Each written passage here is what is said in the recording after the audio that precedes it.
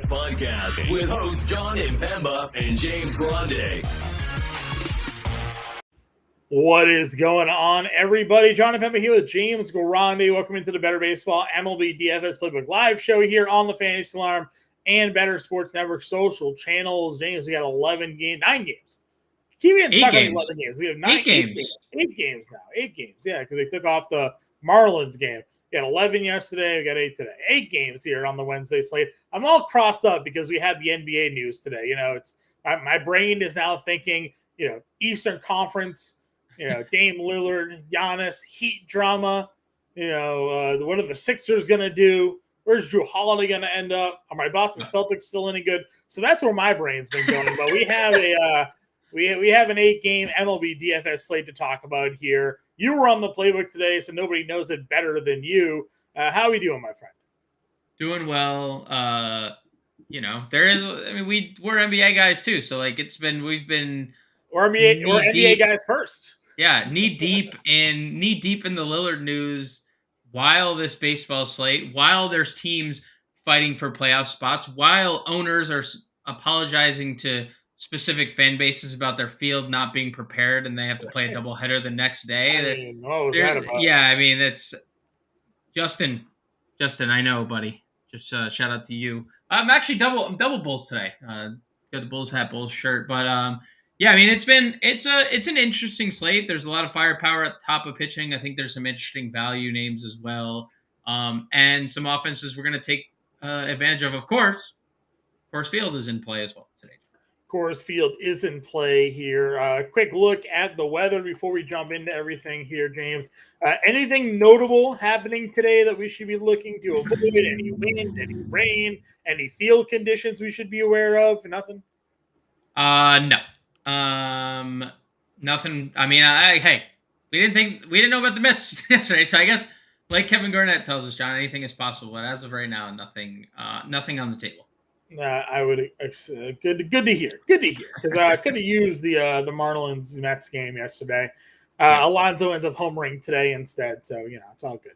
Let's get into it. Before we do, shout out to our friends over at rtsports.com. Go to rtsports.com/alarm, promo code alarm23. New users will get a 100% deposit match up to $200 with their first deposit. Take part in their DFS Pick'em or their daily fantasy sports contest today over at rtsports.com. DraftKings main slate, James. Here we go. 8 games on the board. Garrett Cole is your top price guy. Pablo Lopez 11-4 in that coveted Oakland A's matchup. Framber Valdez against Seattle. Your 3 guys up over $10,000 tonight. Yeah, and I think 2 of them stand out for me. And you know, you can get to Framber if you want to. I wouldn't fault anyone for going there, but I think Garrett Cole and Pablo Lopez stand above the rest. And the field, I imagine, again, I stated my case to you last week or upon my return. I'm no longer looking at ownership. It does not matter to me. But as we've seen from the field all year long, it's if you're attacking Oakland, you are going to have high rostership. I imagine Pablo Lopez is the chalk. And that's why I think Garrett Cole is a good pivot. I do think Pablo Lopez, he's the cover of the show. He's the cover of my playbook. I doubled up on the playbook or on the cover boy today. Maybe, you know, one cover boy curse and then eliminates with the second one. Just possibly. I wanted to get all the bad juju aside. But I think Pablo Lopez arguably has more upside than Garrett Cole. And I'm not saying he's a better pitcher by any means because Garrett Cole is going to win a Cy Young. But Garrett Cole he had 47 fantasy points way back in April. Pablo Lopez has done that twice in recent months, and he's had 14 strikeouts in a game and 12 strikeouts in a game twice in that span. So Lopez is my top arm of the day. So you wouldn't be shocked if I told you that, at least from what I am looking at, Pablo Lopez is expected to be 35% higher rostered than Garrett Cole. So, no, that wouldn't shock me. Which indicates to you that nobody is playing Garrett Cole this evening, correct, and everybody is, in fact, playing Pablo Lopez. Correct. So where are you going then? What's after that? What's going to happen? Where are we going? After that, again, Framber is fine. I think, you know, he's very hit or miss. I like Jose Barrios. I'm going back to the Jose Barrios well, John. And I said it on the podcast this morning. Jose Barrios made like one bad pitch in the Yankees game. I know he allowed 7 hits and whatnot, but he allowed one bad pitch. It was a 3-run home run to Jake Bauers, a Yankee Stadium home run at that. And Jake Bauers, although, has hit home runs at times this year, not in the lineup, so we don't have to worry about the Jake Bauers. But like, what have we said for an extended period of time about the Yankees offense? They don't hit right-handed pitching. That's not that hasn't changed because of one 3-run home run that Barrios basically blanked the team after that. They have a 26% strikeout rate. They're 27th in OPS in September against right-handed pitching. And you can look at across the board, that's been the case all year. So I'm going to go back to the Jose Barrios well. I expect his ownership, and we say this all the time with recency bias, like, oh, he just kind of let everyone down. Because he was higher owned in that start, if I remember correctly. You and I were both a little surprised. I think it was him and Grayson Rodriguez were in like the same price tier. And we were like, oh, this is surprising to see Barrios higher owned than Grayson Rodriguez on a day that he was more expensive than Grayson Rodriguez. I'm going to go back to well because recency bias probably keeps the field off of him. And I think there's clear-cut value option that the field's going to go to and turn to here. So I like Barrios quite a bit in the mid-tier. So I will tell you that your intuition is not correct. He is the second highest rostered pitcher on the slate. So everybody is going to Jose Barrios here. Well, they should be. They should be. But I will say the value pitcher that people are going to is a little surprising to me as well. That is Sean Manaea is up over 20% on tonight's slate going up against the San Diego Padres.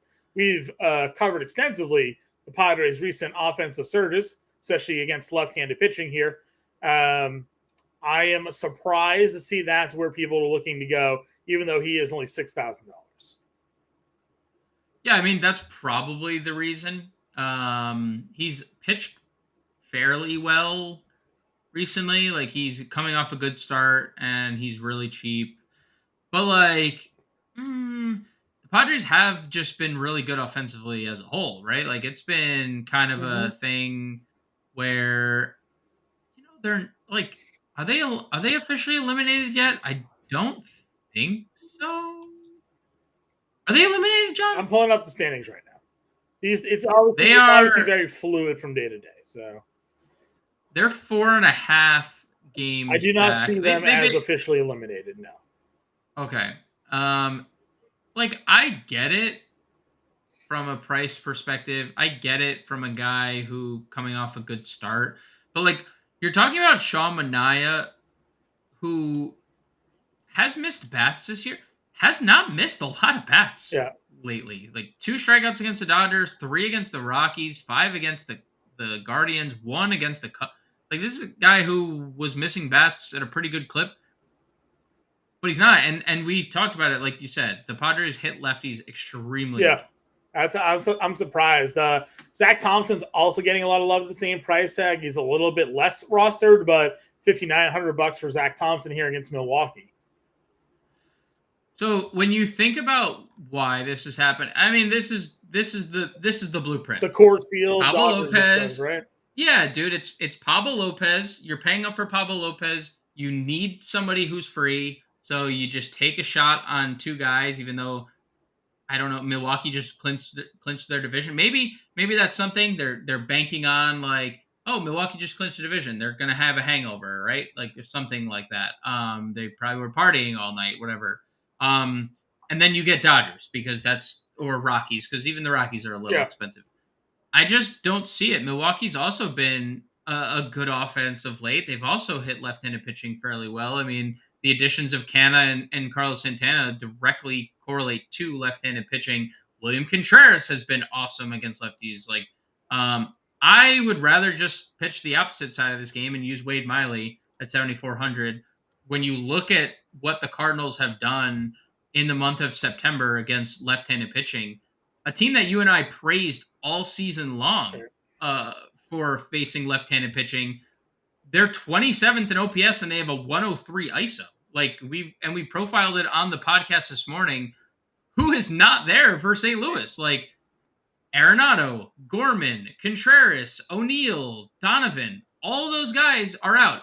Also, John, tonight, Paul Goldschmidt not in the lineup. Like, this is just not a good team. And it shows in the standings. So it's something you said on the pod as well that's stuck with me. Like, every year, Wade Miley, regression, it's coming. It's coming.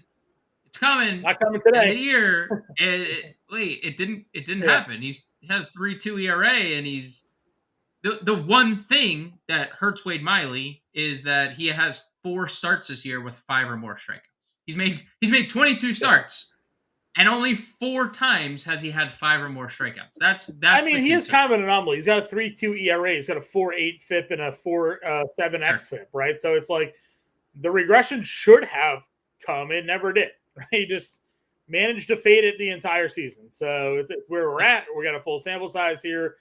It happens. Sometimes these guys just do not come back down to where we think they're gonna. Then the numbers suggest that they would pitch to, and they just get away with it. I mean, the lack of strikeouts obviously doesn't help him when it comes to the sabermetrics, so that kind of goes against him here. But it's kind of held out well for him here. Anybody else for you when it comes to pitching today? We talked about Waldron a little bit on the podcast last night. I'm not totally sure when you look at the numbers that he's a 27-year-old career minor leaguer that had a 7 ERA at AAA. Yeah. Like, he had a good outing his last time out, but the aforementioned Cardinals at the forefront again. In Oakland. Start before that was Oakland. Like, not to say San Francisco's world beaters, because they've been bad. Like, Seth Lugo demolished them last night. So, if you want to go Waldron, that's fine. I probably still prefer him than Thompson and Minaya, truthfully. Sure. Moving on over to catcher position here. Again, a lot of top end plays. If you're not playing Thompson, you have William Contreras hitting second. We know he hits lefties pretty well here. Mitch Garver continues to hit the ball well at $4,300 going up against Griffin Canning. If everybody's playing Minaya, it just gives you more incentive to play San Diego. Campusano's at $3,900. Jeffers is at $35,000. So the catcher position looking pretty solid here today. Yeah, I like all the call-outs you just gave. Contreras, Garver's fine. Campusano's in play. Ryan Jeffers, $35,000. We just got the the Brewers lineups out. Victor Carantini hitting 4th tonight, John. So they're playing Contreras. Obviously there's no. So you look at that lineup and you're like, oh, I can see why people are playing Zach Thompson. There's no Yelich. And this is the thing. They clinched, right? So no Yelich, no Adames, no Santana, no Canna. So you look at the lineup, you're like, oh. But Contreras is in there DHing. Yeah. He still hits lefties. Tyrone Taylor, I like quite a bit as a value play. He's hitting 3rd. Carantini hitting 4th is a good value. So Milwaukee still has a lot of value pieces tonight, including Carantini all the way down at 2,800 hitting. Sure. Moving on over to first base here. Again, we liked the Miami bats. We can't use the Miami bats here anymore, unfortunately. So where do you find yourself queuing in on when it comes to the first base position?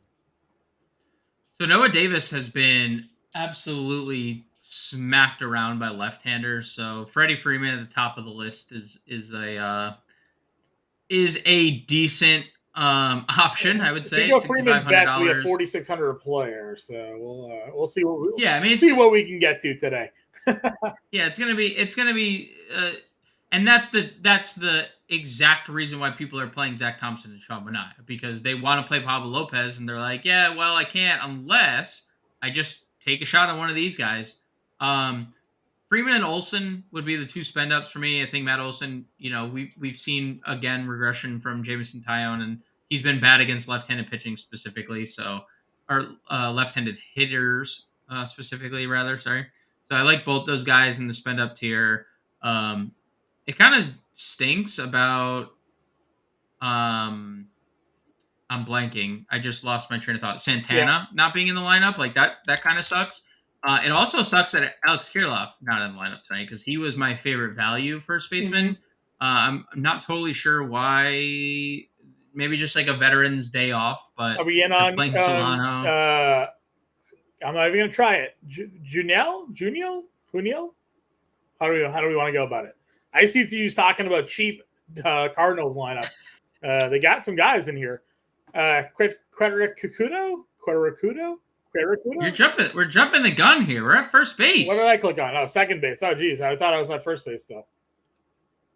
Well, what happened was I was getting caught up in all the cheap Cardinals. Luke and Baker's here, 23, hitting third. They are. If you're maybe tonight's the night that the regression comes for Wade Miley. I mean, I'm playing Wade Miley, so I hope not. Obviously, again, low floor. What are we doing? This game is disgusting. This game is just take this game off the slate, right? Just remove it from eternity. Everyone's resting. Luke and Baker's hitting third, and on the other side, Victor Caratini's hitting fourth. If you want to play St. Louis, by all means, do so. I prefer the Wade Miley side. Get the Dodgers. It will help you get the Dodgers, sure.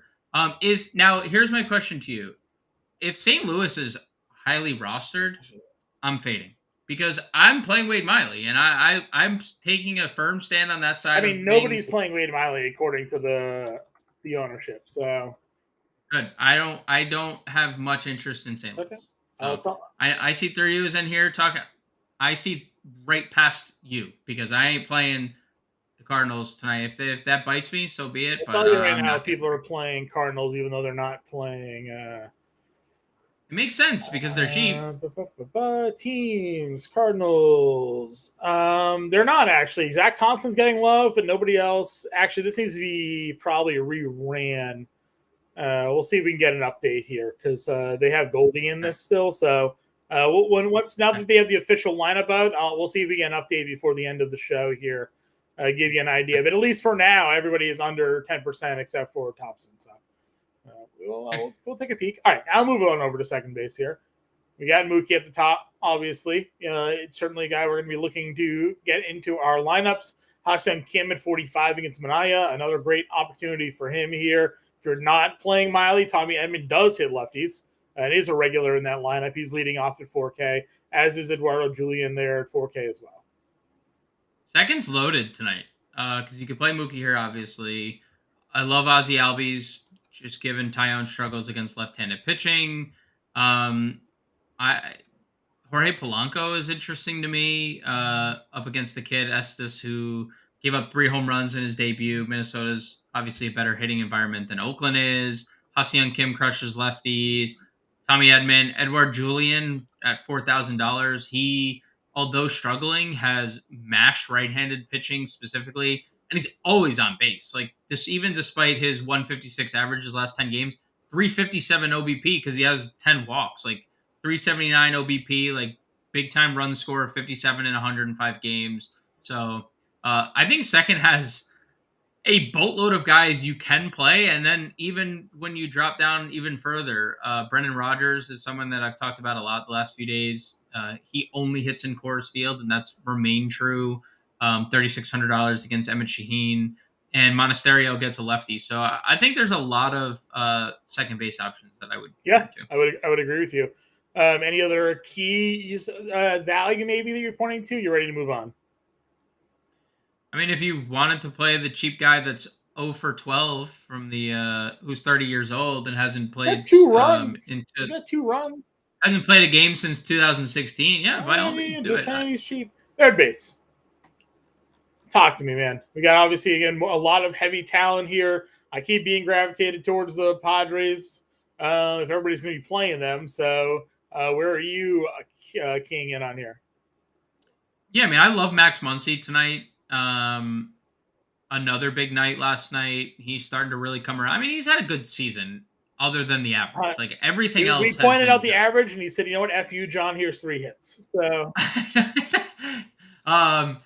so I would definitely get to Muncy in my Dodger stacks again. Noah Davis has struggled against lefties quite a bit. I like Machado. He continues to be really good, pretty much on a nightly basis. As San Diego goes, I know he wasn't in the lineup yesterday, but he's a really good play. That's it for me up in this tier. You could obviously always play Austin Riley if you're being contrarian, you could play Alex Bregman because Bregman's been good against righties, but it's- All right, where are you know? you going next then? We going all the way down into like the 3Ks, the 4Ks. I mean, Willie Castro's 34 down Yes. here. Maybe that's where we cue in on. Yeah. It's Willie Castro. He's been better against right-handed offerings this year. We know his pedigree as a base stealer. He's flashed a little power lately. And I just have to point this out. I just want to ask. I would play Miles Mastrobuoni. I mentioned him yesterday's show. Did you hear maybe the best broadcasting job of all time in that Cubs? Also, has there ever been a better trio of Johnson, Hand, and Mastrobuoni? Could you ever find a better trio of names in one singular play possible? Very difficult to do for sure. That was I just shout out to, was it the Cubs or the Braves? I think it was the Braves. He said something about Jeff Francoeur. Yeah, he said something. Yeah, I mean, job well done, tip of the bald cap. But I would how after that, how can I phrase this? I would dip my hand back into. I was waiting for you to figure out what pun you were trying to create there. So I would go Moustakas against Dane Dunning here as well. I'm good on going against Dunning. That guy's garbage. So shortstop here, Bichette's up at top. It doesn't seem like Seager's going to be playing tonight for the Rangers. We have 4 Padres we can pick from all at shortstop. So you can kind of plug and play there however you'd like as well. Yeah, I mean, Xander is hard not to love, just given recent success. Been one of the best players in baseball of late, hitting atop their order recently. Just kind of doing everything again. We talked about it, like, going to end a 2020 year, even though it was a subpar year. It's going to be 2020, 800 OPS, 290, 285 average. But he's really hit lefties well over the last 30 days, 400 ISO, 500 WOBA. So Xander stands out the most to me at shortstop. Obviously, you could play any of the Padres because, as you mentioned, they all, for whatever reason, have shortstop eligibility. I don't hate Dansby if you're in on the Cubs. I don't hate the Cubs tonight, but Vines has been okay. I don't hate Tovar tonight. Vines is actually getting some ownership tonight. So. Yeah, it doesn't surprise me. He's been a fairly decent pitcher, and like, you always talk about win equity when you're talking about the Braves, right? Like, there's obviously that. So I like Tovar 4,400 against Shaheen. Shaheen had all those strikeouts the last time he pitched, but there's a reason why he was sent down. Like, he was hit very hard prior to his send down and demotion, really, to the bullpen on a team that needs pitching. Like, they lost Julio Urias to his BS that should keep him out of baseball for a long time and maybe probably permanently. Forever, They announced they're not getting Buehler back. They signed Ryan Yarborough. Like, there's a lot of question marks. There was an opening for Shaheen and he didn't take it. So I would definitely not shy away from Rocky's in-course field. So Tovar hitting second stands out to me as well. Any other value plays down here? I didn't find a ton, so I wasn't sure if you did the playbook today, if anybody stuck out to you. Yeah, I mean, Miguel Rojas to get exposure to that game is fine. Zach Nato hit second last night. Didn't have a great game, but 3,300 had 7 fantasy points. And we know he is a pretty good baseball player, or at least we've seen flashes of him, the potential to be so. So if I was spending down, it would be Rojas or Nato. Over at the outfield position, again, a lot of top end plays. I know you're all in on JD Davis here, $5,700. Not JD Davis. Definitely not JD Davis. Sorry, JD Martinez. JD Martinez there going up against Davis. That threw me off there again. $5,700. Mookie Betts is here. Talk to me about this outfield position here, sir. You did the playbook today. Yeah, so crazy idea would be to play Acuna or Judge or Julio Rodriguez and whatnot. Like, if you want to play them, by all means. But I do think Mookie and JD and Tatis stand out to me of the top tier guys. I mean, not a lot to say about the Mookie and JD Martinez spot because they get a premier spot in Coors Field. But again, it's kind of been the point of the show. Like Sean Manaea is getting a lot of ownership, whether he deserves it or not. He is, and he's $6,000, and he's largely been a bad pitcher this year. When you look at his numbers against right-handed bats on the season, 192 ISO allowed, 337 WOBA. And, you know, like, I get that it's in San Francisco. I get that it's a good ballpark for pitching. But you look at San Diego's lineup, and Tatis included in this, they are an elite hitting team against left-handed pitching. It's kind of what we've said all year about the Yankees, right? It's like there's just teams that hit from one side of the plate better than others. John, they have 8 projected righties in their lineup tonight. Like, what? And their hottest baseball player, their best baseball player right now, Juan Soto, is their only lefty. Like, when he's your only lefty, there's an advantage to be had. Tatis on the year, 238 ISO against left-handed pitching, 408 WOBA. Like, he has been dominant against left-handed pitching all year long. Say what you want about him and say that, like, the struggles that he's obviously had this year, it has not come against left-handed pitching. So Fernando Tatis at low ownership and Fernando Tatis at 5,400 really, really sticks out. Yep, I agree. Nolan Jones on under 5K. Love him at $4,800. Feels like a really strong offer. Ozuna against Tyon at 46. I think you can just kind of go all Atlanta here. Michael Harris is 44, hitting 6th tonight. That feels like a pretty good spot. Outman and Coors at 45. Blackman's leading off. If you want to just game stack Dodgers, Colorado, it's certainly doable. If Say can put past the drop ball, he did hit again, another triple, 2 RBIs. Hopefully he can clear his mind from that. Kepler in the mid tier, some strong 4K plays. A lot of strong 4K plays, and Nolan Jones stands out above all. 500. He's hitting 500 over his last 10 games. In a little more than 100 games, he's going to go 20-20 as well. And what did they give up for Nolan Jones? It wasn't anything, right? Cleveland is just, dude. What is gave Nolan Jones away pretty much? Shout out to Cleveland, knowing they needed power bats in their lineup and then trading. They Nolan got Juan Jones Brito. What is Juan Brito doing these days? He's not Nolan Jones. He's not doing what Nolan Jones is doing. Juan Brito in the minor leagues this year.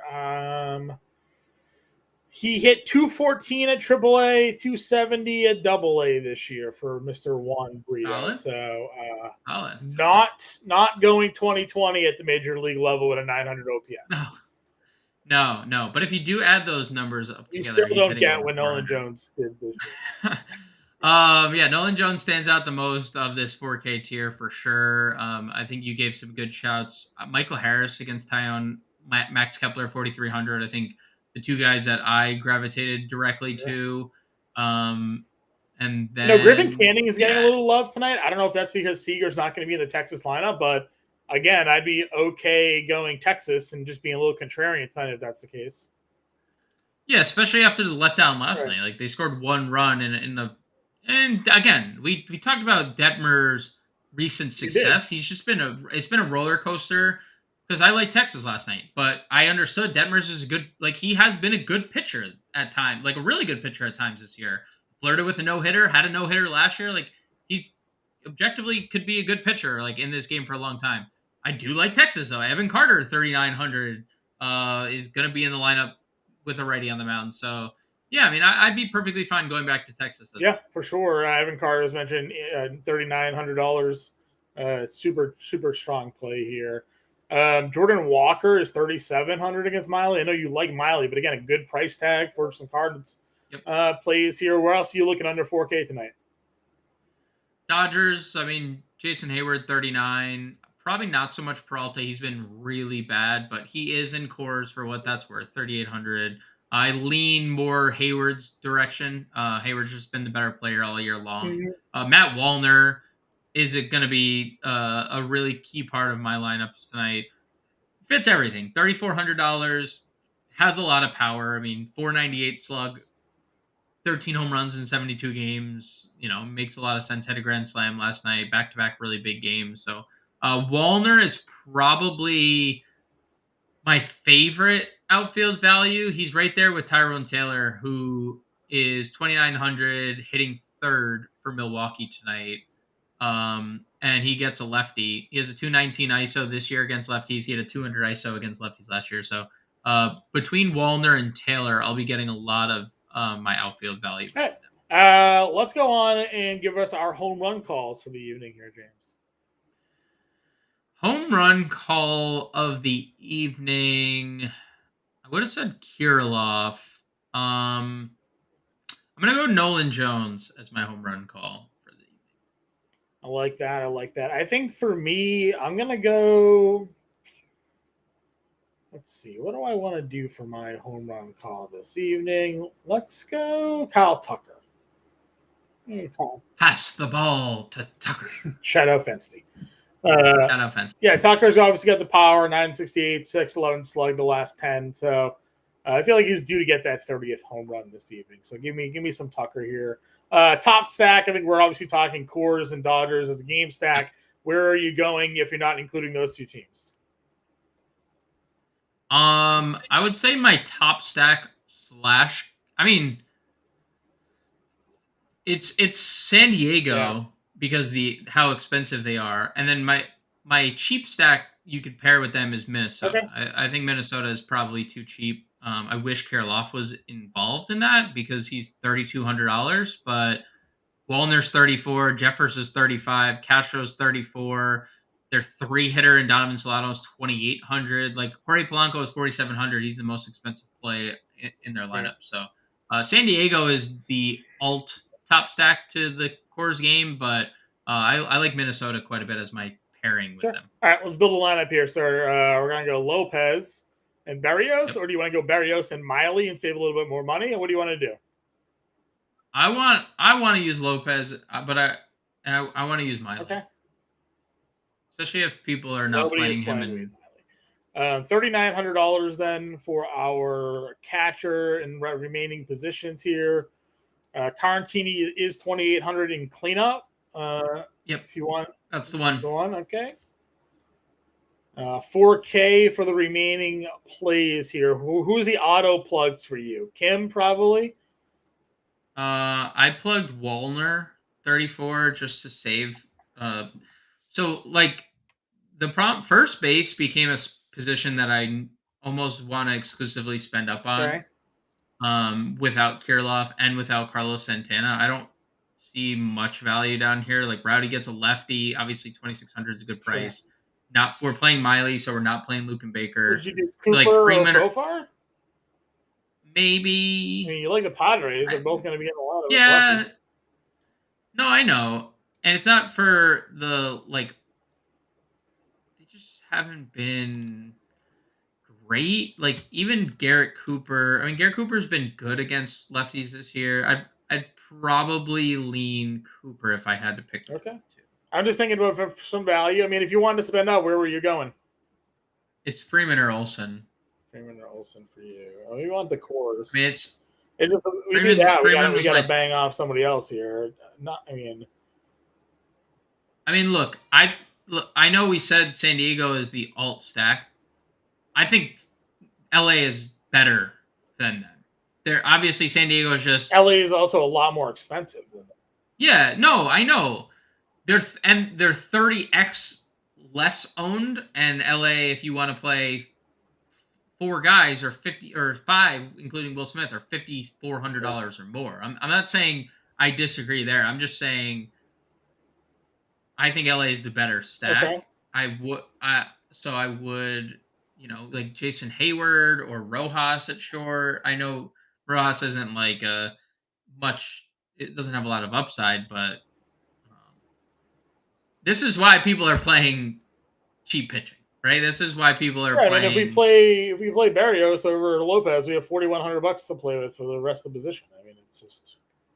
Yeah. I mean, do you want to do that? Is that? I'm fine with that. Berrios and Lopez are getting the same amount of rostership, so they're picking one and then they're taking a value play. They're not taking the value play we're playing, but they're taking a value play. Play Machado at short. And then we could play Willie Castro at third.